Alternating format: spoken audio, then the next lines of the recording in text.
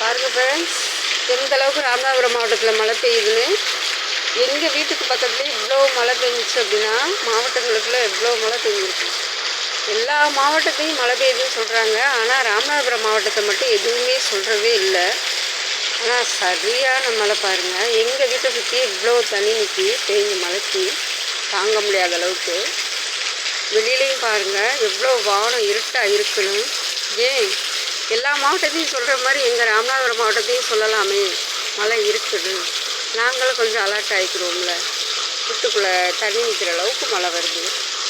பாருங்கள் ஃப்ரெண்ட்ஸ், இனிமேலாவது எங்கள் ஊரையும் சேர்த்து சொல்லுங்கள். லைவாக பாருங்கள், நான் எந்தளவுக்கு வீடியோ எடுத்து அனுப்பிச்சிருக்கேன். இவ்வளோ மழை பெஞ்சிருக்கு. இன்னும் வேறு இதில்